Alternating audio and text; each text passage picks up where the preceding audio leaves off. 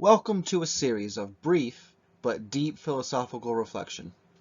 My name is Joseph, and I am simply trying to provide critical yet objective commentary on philosophy in order to carefully direct any and all along the path of right reason.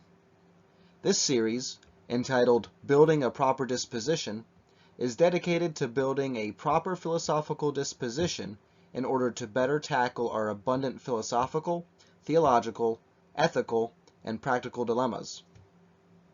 What is my fundamental presupposition?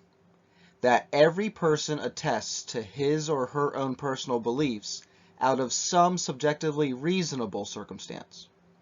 Thus, I am aiming to illuminate the extent to which our subjective thinking may have become pure bias or even pure error. Remember, there can only be one truth, and this is out of philosophical necessity.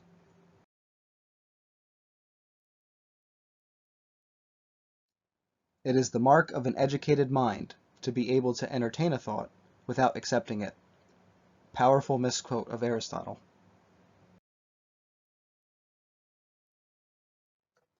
Building a proper disposition.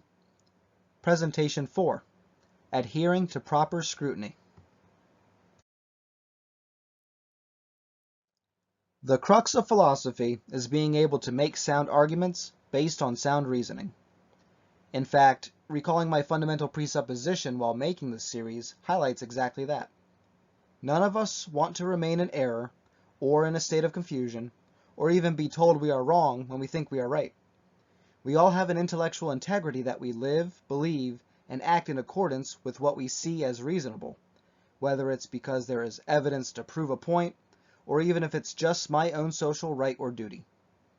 Alright, so we all carry this intellectual yearning to do what we think is reasonable, but why do so many of us encounter people who might have this same inclination, yet also have completely different ideas, beliefs, or practices? If we are all striving to be reasonably correct, how are we all able to adhere to such vastly different concepts? In the last presentation, subjective preferences and ideologies were highlighted as the primary preconceptions each of us have. Physical preferences correlated to likes and dislikes, while ideologies directly influence particular actions or behaviors.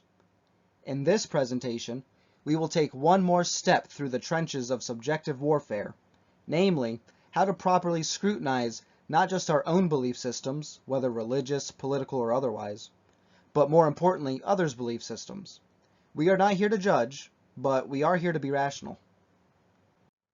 Scrutiny is a word I have recently adopted in my vernacular. I find that it fully encompasses our goals of inquiry, as well as the processes by which we inquire. To scrutinize something is to investigate it, dissecting it, and making all of its components clear, as well as comparing it to external templates or analyses. Scrutiny, when done right, is the best example of philosophical application in both the material world and idealistic world. It clarifies what is needed to fully understand an object, whether an idea or a philosophical system, as well as clarifies what might be missing in order to complete our understanding, such as more information or context. In other words, scrutiny is a term that should be employed by all critical thinkers and should never be understated in its conceptual utility. So, what would be proper scrutiny of our own systems of thinking? Self-reflection has revealed to us our own biases, but what would it look like to then scrutinize these biases? Perhaps some are justified, perhaps some are negligible, perhaps some are damaging. We need to be open to constructive criticism when scrutinizing our own presuppositions, preconceptions, and the like, because of one primary quality that all critical thinkers should have: philosophical humility. We must always be aware of the true possibility that the things we have held on to for so long just simply might have been misunderstood, or even entirely false. At the same time, recalling the prime foundation for building a proper disposition is the recognition of an objective reality, means that we must also be bold enough to affirm that regardless of concept or belief, that some singular truth does necessarily exist. Whether or not we are holding on to such truth is the goal of scrutiny. First, establish the subjective paradigm. For example, I'm an atheist who doesn't care which political party gets elected because I take care of my responsibilities and all of this religious nonsense and corrupt politics doesn't affect me. This one sentence might describe more than one person. It is fairly general and fairly relevant, and even more, it's pretty reasonable. It addresses a metaphysical state, meaning atheism as a contingent worldview. It addresses a social state, described here as political apathy. And it highlights a sense of duty, as exemplified by the requisite fulfillment of responsibility, which implies that if it were known any of these other qualifiers did in fact impede on responsibility, that it might spark interest or concern in this atheist. Which then demands rectification. Do either religion or politics actually support or impede in one's own responsibilities? This would be a good icebreaker for this particular example as the beginning of self-scrutiny. In other words, we describe our own situation by using what is relevant to us, and then we just start plugging and chugging to see if our situation is backed by reasonable relationships, proportions, and expectations. For example, what if this person was a pastor of a church and still held all of these subjective qualifiers? Clearly, the qualifiers would be disproportionate to the person's state in life, being his occupation, just as much as he wouldn't be satisfying the contingent expectations for such a state in life. This is a drastic example, but it shows how even amidst a subjective situation, such as an atheistic pastor, we can objectively come to the conclusion that something needs to change in this person's life, whether a change in career or a change in religious belief. Therefore, we need to be receptive and open to critique as well as change. Notice how this is an attempt at exemplifying self-scrutiny, but naturally the language and point of view slowly turned into the third person.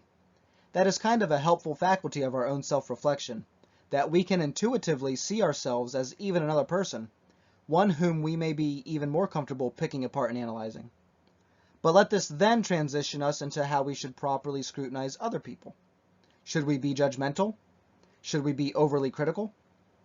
How about we just let rational thinking do the work? We don't need to be disrespectful or harsh in any way, but we do want to satisfy these necessary goals: mutual understanding and objective conclusion. Mutual understanding revisits Aristotle's misquote that we should be able to entertain an idea without accepting it. This is often overlooked because we get so passionate defending our positions that we forget to acknowledge the other party's views.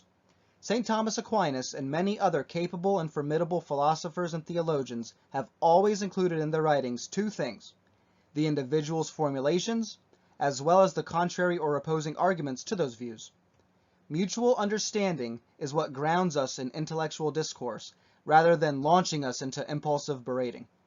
If you can't argue a point of view contrary to your own, then that is a sign you don't understand your own position well enough. Let that sink in. Additionally, we should have objective conclusions. Here I go again with propping up objectivity. Here it's used to simply mean that after both sides of an argument or discussion are considered, that honest effort is put into rectifying any differences. Now, I'm using rectify to describe the means by which we identify the cause of differences, such that even if both parties continue to disagree on a matter, both understand the basis of the other's argument or position. In some cases, rectification might utilize the Hegelian dialectical synthesis, but in firm positions, there cannot necessarily be concessions made. So, as some say, we agree to disagree. We should take the one extra step to also conclude why. Let's more readily bridge these two. Mutual understanding welcomes both parties into a dialectical arena with the presupposition that the other party is being reasonable and holds a position based on that reason. If it is vastly contrary, then we have to attempt empathizing with the contrary point of view until we can reasonably ascertain that it's being upheld by intellectual honesty, meaning that it is not upheld by blatant ignorance, or that it might just be upheld by an alternative cultural or philosophical system, meaning that it might be out of our own subjective scope to reason why such a position is held. In other words, we have to scrutinize the other party in a way that tests and proves he or she is capable of holding the argument by reason, not purely impulse or convoluted desire, just as much as we must test ourselves to see if we can honestly understand why that person does hold such a different position.